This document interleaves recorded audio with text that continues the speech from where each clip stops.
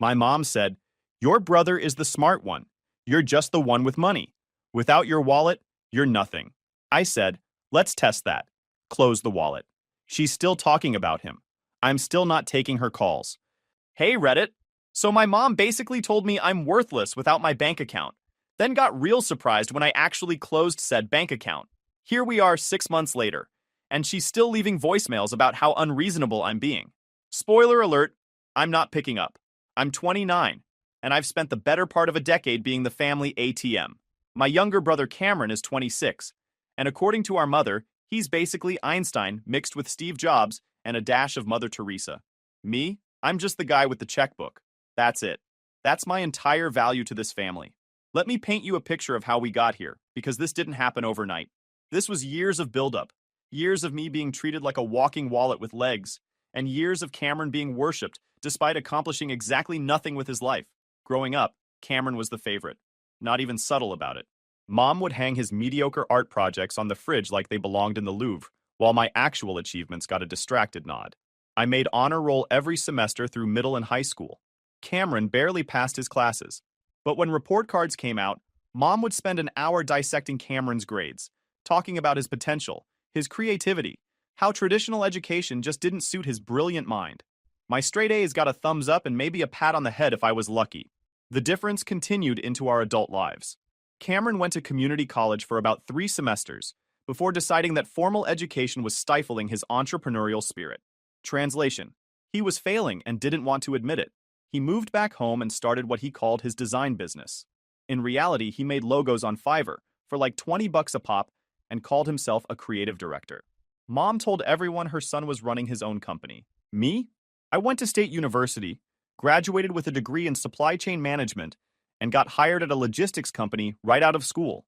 Nothing fancy, nothing glamorous. I coordinate shipments, manage inventory systems, and deal with angry clients when their pallets don't show up on time. It's steady work. It pays well. It's boring as hell, but it's reliable. Mom never understood what I did for work. She'd introduce me at family gatherings as someone who works with trucks or something. Meanwhile, Cameron's Fiverr hustle was described as running a boutique creative agency. The dude lived in our parents' basement and made maybe $800 a month on a good month. But sure, Mom, he's a CEO. About 5 years ago, I moved out and got my own place. Nothing crazy, just a decent 2-bedroom apartment about 30 minutes from my parents' house. I was making around 60 grand at the time, which was enough to live comfortably and start building some actual savings. This is important for later. Cameron naturally stayed home, rent-free, bill-free. He had this whole setup in the basement with his gaming PC and his design software, and Mom would bring him meals like he was recovering from surgery. Dad mostly checked out of the favoritism game years ago. He'd just shrug and say Mom knows best, which was his way of avoiding conflict. The money requests started small. Mom would call and say the water heater broke. Could I chip in a couple hundred? Or Cameron needed new equipment for his business. Could I help out since I had a steady paycheck? Or Dad's car needed repairs, and they were a bit short this month. It was always something. And like an absolute chump, I always said yes. Because that's what you do, right? You help family. You don't keep score. You support each other. All that wholesome garbage we're taught growing up about family coming first. But it kept escalating. The requests got bigger, more frequent, more urgent. And it was always framed like I was the bad guy if I hesitated. Mom had this way of making me feel guilty for having money when they needed it. Like I was hoarding wealth while they struggled, even though I was struggling too. I was saving for a house. I was trying to build something for myself. But every time I got close to hitting my savings goals, some family emergency would appear, and there went 2 grand. The thing is, these weren't really emergencies. I started noticing that. The water heater that broke, they'd been talking about replacing it for years because it was old, but they never saved for it. Cameron's new equipment? He didn't need a $1,500 tablet to make logos. He wanted it. There's a difference. Dad's car repairs? Maintenance he'd been putting off for months. They weren't in crisis. They were just bad with money, and I was enabling it. But Cameron was the real drain. Every few months, he'd have some new business idea that required startup capital. A dropshipping store, a print-on-demand t-shirt line, a YouTube channel about productivity, a podcast about mindfulness. None of them ever went anywhere, but Mom always believed this was the one that would take off. And she'd call me asking if I could invest in my brother's future. I gave him probably 15 grand over the years for various ventures. None of them made back a single cent. But according to Mom, this just proved how innovative he was. He was ahead of his time. The market wasn't ready. He needed better resources. It was never that his ideas sucked or that he had zero work ethic. It was always external factors holding back his genius. Last year, I got promoted to senior coordinator. Came with a nice bump in pay, brought me up to around 85 grand. I didn't tell my parents immediately because I knew what would happen. But Mom found out somehow, probably from my aunt who I stupidly mentioned it to at a family barbecue. The phone calls intensified. Now that I was making more, surely I could help more. Cameron needed a new laptop because his old one was slow. Mom and Dad wanted to redo their kitchen. Could I pitch in? Cameron's car died. Could I co-sign on a loan since his credit was non-existent? He'd make the payments, obviously. Spoiler, he did not make the payments, and I ended up covering them to save my credit score. I was hemorrhaging money to these people while still living in my same basic apartment because I couldn't save enough for a down payment. Meanwhile, Cameron was playing video games in the basement between his part-time logo gigs, and Mom was planning their kitchen renovation that I was apparently funding. The breaking point came about 7 months ago at Dad's birthday dinner. We went to this Italian place Dad likes. Nothing too fancy, but nice enough that you're dropping $60 a head by the time appetizers and dessert are included. I offered to pay for dinner because it's Dad's birthday, and I'm not a monster. We're sitting there, and somehow the conversation turns to Cameron's latest idea. He wanted to start a consulting business. What kind of consulting, you ask? Excellent question. He had no idea. Just consulting. For businesses. About things. He'd figure out the specifics later. But he needed money for a website, business cards, and a LinkedIn premium subscription. I'm sitting there, picking at my chicken parm, half listening to this pitch I've heard 17 variations of, when Mom says she's so proud of Cameron for being such a visionary, for thinking outside the box, for not settling for some boring corporate job. That stung, but I let it go. I'm used to the subtle digs at my career. Then she turns to me and says, real casual, like she's commenting on the weather, whether I could help Cameron get this consulting thing off the ground. She's thinking maybe 5 grand should cover it. 5 grand. For business cards and a website that he could make himself with the design software I'd already bought him. 5 grand. I said no. Politely, but firmly. I said I'd already helped fund multiple business ideas that hadn't worked out, and I didn't think this was a good investment. Mom's face did this thing. This tight smile that doesn't reach her eyes. She put down her fork and said, well, it must be nice to be so comfortable that you can just dismiss your brother's dreams like that. Dad mumbled something about not fighting at dinner. Cameron just sat there scrolling his phone, not even defending himself. Why would he? Mom always did that for him. I should have left it alone. I should have just nodded and changed the subject. But something in me snapped. Maybe it was hearing my job called boring for the millionth time. Maybe it was being treated like an ATM disguised as a son. Maybe it was watching Cameron sit there, completely unbothered, while Mom guilt-tripped me into funding his lifestyle. I said that Cameron was 26 years old, still living at home, making barely enough to cover gas money, and had never completed a single project he'd started. Maybe instead of throwing more money at failed ideas, he should get a regular job and learn some responsibility. The table went quiet, like dead silent. You could hear the kitchen staff arguing in Italian from across the restaurant. Mom's face went from tight smile to something I'd never seen before. Pure anger. She leaned forward and said in this cold voice that Cameron was the smart one in the family, the creative one, the one with real potential. Then she looked right at me and said, I was just the one with money. She said, and I'm quoting here because these words are burned into my brain, without your wallet, you're nothing. Cameron has talent, intelligence, vision. You just have a paycheck. That's the only reason we keep you around. Dad didn't say anything. Cameron didn't look up from his phone. The waiter approached with dessert menus, took one look at our table, and backed away slowly. I sat there for a second, processing what my mother just said to me, that my only value was money, that without it, I'm nothing, that they keep me around because I'm useful. I stood up, pulled out my wallet, and took out enough cash to cover my portion of the meal, tax, and tip. I put it on the table. Then I looked at Mom and said, you know what? Let's test that theory. She looked confused. I clarified. If I'm nothing without my wallet, and you only keep me around because of it, then let's see what happens when the wallet closes. Starting now. Cameron finally looked up from his phone. Dad's eyes went wide. Mom's face went through several emotions real quick, landing on this nervous laugh. She said I was being dramatic, that I was twisting her words, that she obviously didn't mean it like that. But she did. We both knew she did. And I was done pretending otherwise. I walked out of that restaurant, and I haven't given them a cent since. Not a dollar. Not a favor? Nothing. The first week was blissfully quiet. I think they assumed I was blowing off steam and would come around once I calmed down. Mom sent a text saying we should talk, but kept it vague. I didn't respond. Week 2, the calls started. Not from Mom directly at first, but from Dad. Awkward calls where he'd talk about random stuff, weather and sports, clearly working up to asking me to reconsider. I'd let him talk, then say I had to go. He never quite got to the ask. Cameron called once, only once, asked if I was still mad about dinner. I said no, I'm not mad. I'm just done being the family bank. He said I was being petty. I hung up. Week 3, Mom left a voicemail.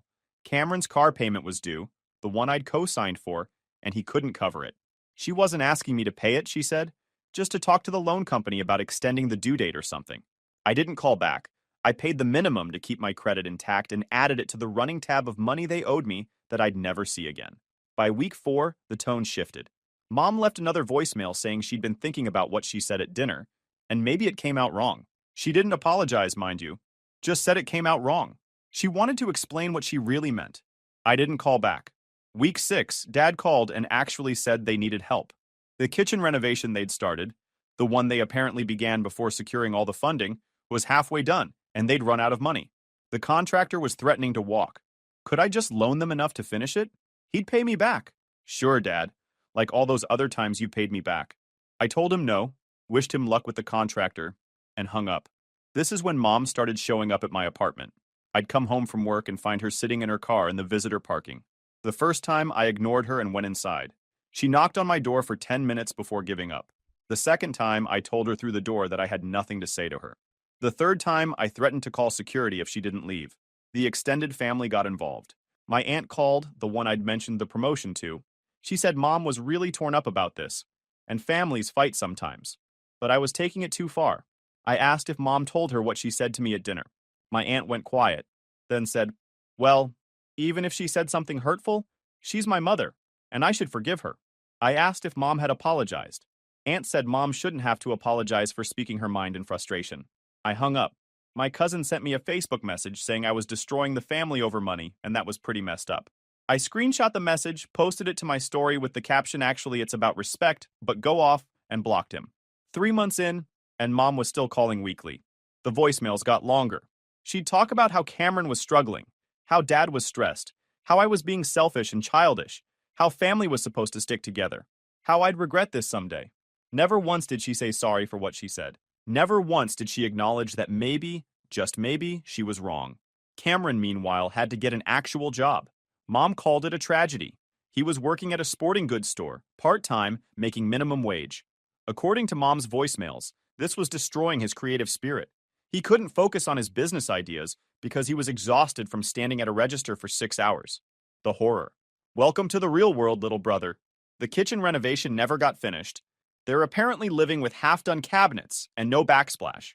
Dad complained about it to me during one of his awkward check-in calls. I suggested he talk to Cameron about contributing to the household, since he's living there rent-free. Dad changed the subject. Around month 4, Mom tried a different approach. She called and left a voicemail saying she understood why I was hurt and we should sit down and talk it through like adults. She suggested we meet for coffee. Neutral ground. Just talk. I almost considered it. For like 10 seconds. Then I remembered exactly what she said at that dinner. Without your wallet, you're nothing. That's not something you say in the heat of the moment and take back later. That's how she really sees me. That's what she really thinks. So, no, Mom. I'm not meeting you for coffee so you can manipulate me into opening my wallet again. I'm good. Month 5, Cameron apparently moved out. Not into his own place, obviously, because that would require money and responsibility. He moved in with his girlfriend, some girl he'd been seeing for a few months. Mom called it a positive step toward independence. I called it him finding a new person to mooch off of. Poor girl had no idea what she was in for. The calls from Mom got more desperate. Now Cameron wasn't around to help with stuff around the house, and they couldn't afford to hire people for basic maintenance. Could I at least come over and help fix the fence? Or clean the gutters? I didn't respond. There are services for that. They cost money. Figure it out. Dad called and straight up asked how long I was planning to keep this up. I said as long as it takes. He asked what that meant. I said until Mom apologizes for what she said and means it. Not one of those I'm sorry you feel that way apologies. A real one. Dad sighed and said, Mom's not good at apologizing. I said that sounds like a mom problem. Month 6, which is where we are now, and Mom left a voicemail that was different from the others. She sounded tired, said she didn't understand why I was doing this, said she was my mother and she loved me and family was supposed to be forever, said she'd always be there when I came to my senses. Still no apology, still no acknowledgement of what she said, still no recognition that maybe, just maybe, treating your kid like a walking ATM for a decade was wrong. Just confusion about why I dare stand up for myself. And here's the thing, Reddit. I don't miss them. I don't miss the calls asking for money. I don't miss the guilt trips. I don't miss watching Cameron get praised for doing nothing while my accomplishments got dismissed. I don't miss being treated like my only value was my bank account. My life is actually better now. I'm saving money again. Real money. I'm on track to actually put a down payment on a house next year. I picked up some hobbies I'd been putting off because I was always too stressed about the next financial request. I started rock climbing at a gym near my apartment. I'm learning to cook actual meals instead of living on takeout. I'm sleeping better. Cutting them off was the healthiest thing I've ever done for myself. The extended family still tries to guilt trip me occasionally. Last week, my uncle called and said I should really reconsider this whole thing because family is important. I asked if he'd been funding his siblings' lifestyles for the past decade. He said that was different. I asked how. He couldn't answer. I told him to have a nice day and hung up. My aunt sent me a text yesterday saying Mom cried at a family gathering because I wasn't there, that I was breaking her heart, that she didn't understand what she did wrong. I didn't respond, but I wanted to. I wanted to text back a transcript of that dinner conversation. But honestly, what's the point? They've all chosen sides. They've all decided I'm the bad guy for having boundaries. Cameron hasn't reached out since that one call months ago. Not surprised. He never wanted a relationship with me. Just access to my wallet. Now that the wallet's closed, I'm useless to him. Kind of proves Mom's point, doesn't it? Except she thought that made me worthless. I think it makes them worthless. Last week I got a letter in the mail. Actual handwritten letter from Mom. First line was, I don't understand why you're doing this to our family. Not, I'm sorry I hurt you. Not, I was wrong. Just confusion about why I won't play my role as the family ATM anymore. She wrote about how Cameron is really struggling now, how he's working 2 jobs, his relationship with his girlfriend is strained, and he's stressed all the time. She said I should be proud that he's finally being responsible, and maybe now would be a good time to help him get back on his feet. You know, now that he's learned his lesson or whatever. I read the letter twice, then threw it away. Because here's what Mom doesn't get. Cameron isn't struggling because I won't help him anymore. Cameron's struggling because he's 26 years old and has no skills, no work ethic, and no concept of financial responsibility. That's not my fault. That's hers. She enabled this. She created this situation by never making him stand on his own 2 feet. And she wants me to swoop in and save him again so he can go right back to being the same entitled brat he's always been.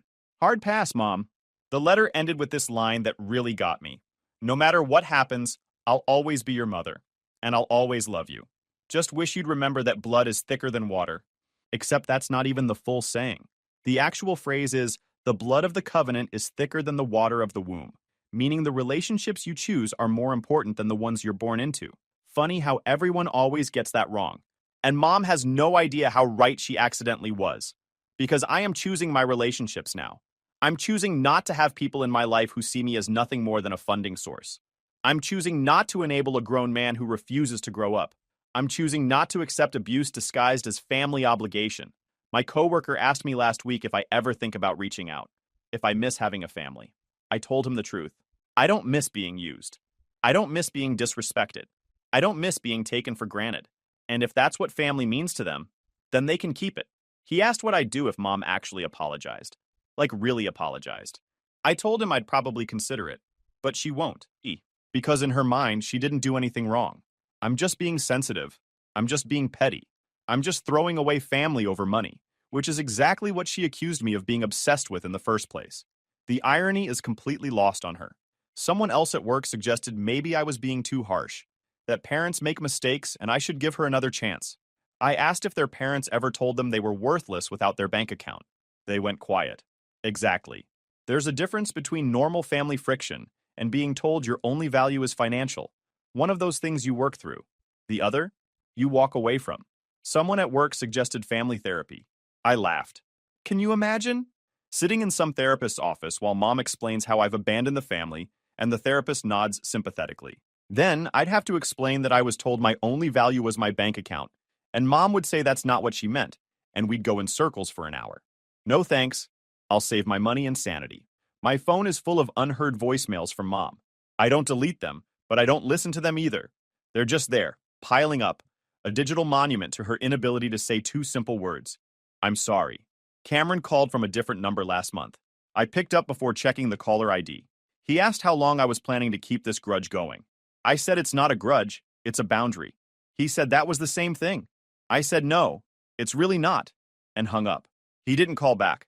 I ran into my cousin at the grocery store 2 weeks ago, the one who sent me that Facebook message.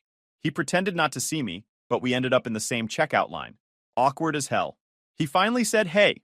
I mumbled something back, and we both stared at our phones until one of us could leave. Fine by me.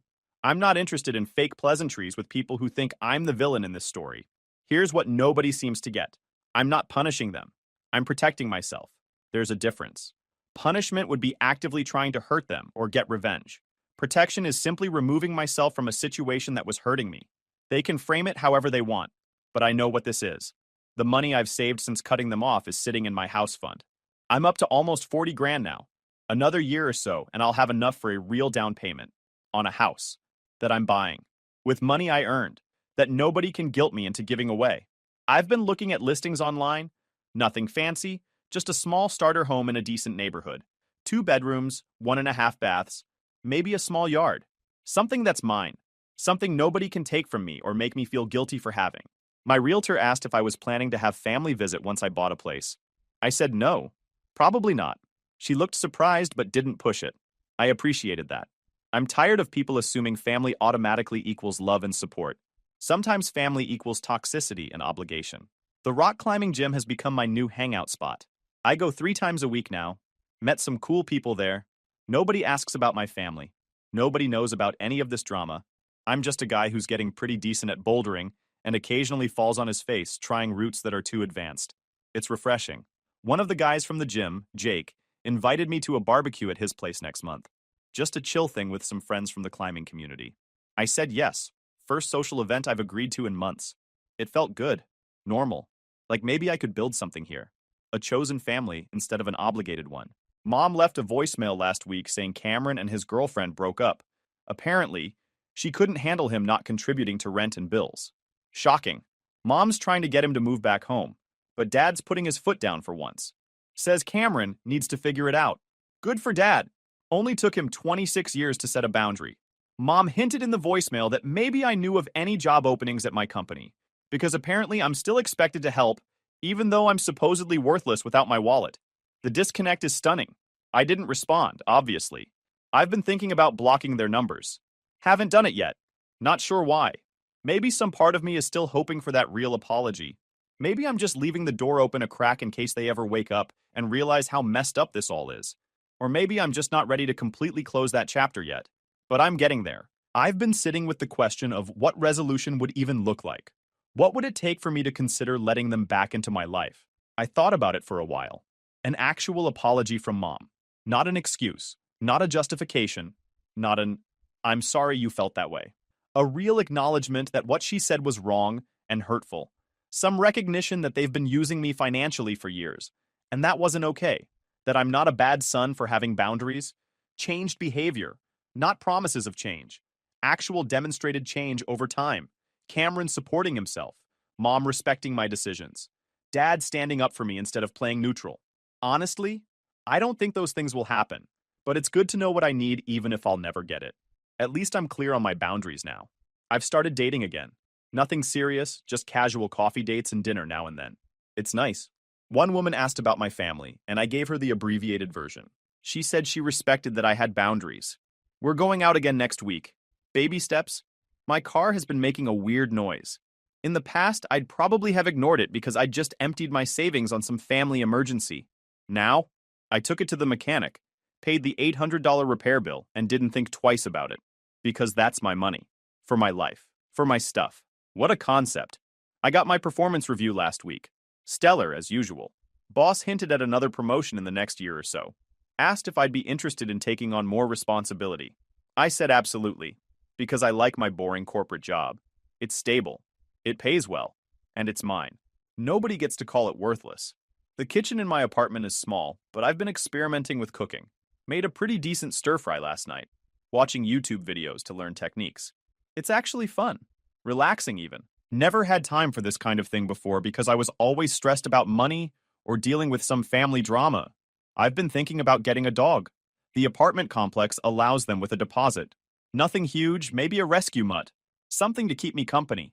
Something that won't judge me or demand money or tell me I'm worthless. Just a good boy who's happy to see me when I come home. Seems like a good trade. My birthday is next month. Usually there'd be a family dinner. Awkward conversations. Forced smiles. Cameron showing up late. Mom taking 500 photos for Facebook. Dad trying to keep everyone happy. I'm not doing that this year. Jake from the gym asked if I wanted to grab drinks with some people from our climbing group. I said yes. That's my birthday plan. Climb some routes, get some food, hang out with people who don't want anything from me except good company. Mom will probably call on my birthday. Leave some emotional voicemail about how she misses me and wishes things were different. I might listen to it. Might not. Depends on how I'm feeling. But I won't call back. Not until she says what needs to be said. Cameron will probably forget it's my birthday entirely. That's fine. We haven't acknowledged each other's birthdays in years. At least now I'm not expected to send him money disguised as a birthday gift. Dad will text, something short and awkward. Hope you have a good day, son. Miss you. Or something like that. I'll probably text back a thanks. Because I don't hate Dad. He's just weak. He let Mom run the show for so long that he forgot how to stand up for anything. But he's not malicious like Mom can be. He's just passive. And that's almost worse in some ways. I've been sleeping better. Didn't realize how much the family stuff was affecting me until it stopped. No more random calls disrupting my day. No more guilt hanging over me. No more checking my bank account with dread, wondering how much this month's family emergency was going to cost me. Just peace. The other day I was sitting on my couch watching a show, eating takeout because I didn't feel like cooking, and I realized I was content. Actually content. Not happy in a jumping up and down way. Just calm, satisfied, at peace with my life and my choices. When's the last time I felt that way? Probably never. This is what they took from me for years. This feeling of being okay with myself and my life. They made me feel like I was never doing enough, never giving enough, never being enough. And all of it was so they could avoid taking responsibility for their own choices and failures. Mom thinks I'm punishing her by not answering her calls. She thinks I'm being stubborn, childish, ungrateful. She tells the extended family I'm throwing away family over money. She frames herself as the victim in all this. Poor Mom, whose son won't speak to her over some little comment at dinner months ago. But here's the thing she'll never understand. I don't care if she tells everyone I'm the bad guy. I don't care if the whole family thinks I'm wrong. I don't care if they never speak to me again. Because their opinion of me doesn't define my worth. My job doesn't define my worth. My bank account doesn't define my worth. I define my worth. And I'm worth more than being someone's ATM. That's what Mom said at that dinner, whether she meant to or not. She said I'm nothing without my wallet. She said the only reason they keep me around is because I have money. And you know what? She was right about one thing. I am nothing to them without my wallet. But I'm something to myself. I'm a guy who works hard, who pays his bills on time, who's learning to rock climb and cook and be okay alone, who's saving for a house, who's building a life that makes him happy instead of making everyone else comfortable. I'm something, just not to them. And I'm okay with that now. Took me a while to get here. Months of anger and hurt and guilt and questioning whether I was making the right choice. But I'm here now, on the other side of it, and it's better here. So Mom can keep calling. She can keep leaving voicemails about how I'm abandoning the family. She can keep telling anyone who'll listen that I'm selfish and cold and all the other things she needs to believe to make herself the victim. I don't care anymore. Cameron can keep struggling with his jobs and his relationships and his total lack of life skills. That's not my problem to fix. It never was. He's an adult. Time for him to act like one. Dad can keep being neutral and passive and hoping everyone will just get along eventually. That's his choice. But I'm not going to be the one who gives in just to keep the peace. Peace at what cost? My self-respect? My financial security? My mental health? No thanks. The wallet's closed, Mom. And it's staying that way. You said I was nothing without it. I said let's test that. 6 months later, I'm doing just fine. Better than fine, actually. Meanwhile, you're the one calling me. Leaving desperate voicemails, sending letters, getting the family involved. You're the one who can't seem to move on. Turns out I wasn't nothing without the wallet. But maybe you're nothing without it. That's the real test, isn't it? Who needs who more? You spent years making me feel like I needed you, like family was everything, like I'd be lost without you guys. But I'm not lost. I'm right here, living my life, making my plans, being content. You're the one who's lost without me, without my money, without my help, without someone to blame and use and take for granted. And now you don't know what to do. So keep calling, Mom. Keep leaving those voicemails. I've got plenty of storage space on my phone. They can sit there unheard along with all the other things you've said that I've chosen not to accept anymore. Because that's what this is really about. Not money, not family, not even that comment at dinner, though that was the catalyst. This is about me choosing not to accept being treated like garbage anymore. It's about deciding that my peace and happiness matter more than maintaining a relationship with people who don't respect me. And if that makes me the bad guy in your story, I can live with that. Because I'm the hero in my story. And that's the only story that matters. The wallet's closed, Mom. I'm good. Actually good. For the first time in years. You wanted to test whether I was nothing without it. Test complete. Results are in. I'm doing great. How are you doing? Yeah, that's what I thought. Update. It's been a couple weeks since I posted this. Figured I'd add an update since some stuff has happened. Mom found the post. Don't ask me how, but she did. My cousin apparently sent it to her after recognizing some of the details. Small world, I guess. She called 16 times in one day. 16. I didn't answer, obviously, but I did listen to the voicemails because I'm apparently a glutton for punishment. The first few were angry. How dare I air family business online? How dare I make her look bad? How dare I tell strangers about private matters? Classic Mom, making it about her reputation instead of her behavior. The middle ones were sad, lots of crying and saying she didn't raise me to be this cruel. And the last few were back to angry, saying if I wanted to cut her off, fine. But posting about it online was a new low. Still no apology. Still no acknowledgement. Just anger that I told the truth about what happened. Dad called too. Just once. Said he read the post and that I wasn't being fair. That Mom had her faults, but she loved me. That I was hurting her. I asked if he remembered what she said at that dinner. He went quiet, then said, "Your mother says things when she's frustrated." I asked if that made it okay. He sighed and said no. But that's not a reason to do this. I told him I disagreed and hung up. Cameron sent me a text. First time he's reached out in months. It just said, "Real mature, bro. Enjoy your internet points." I didn't respond. What's the point? He's still living in a world where he's the victim and I'm the bad guy. The extended family has mostly gone silent. I think they finally realized I'm not backing down.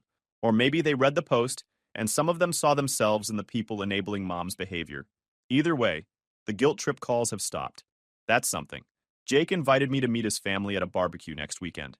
His sister's visiting from out of state. I said yes. That's weird, right? Meeting a friend's family? Doing normal family stuff with people who aren't related to me? But it feels less weird than going back to my actual family at this point. Guys, we are so close to hit 100,000 subscribers on this channel. If you are not subscribed to the channel, please consider subscribing. It really helps hit that 100,000 mark. Thanks for making this dream come true.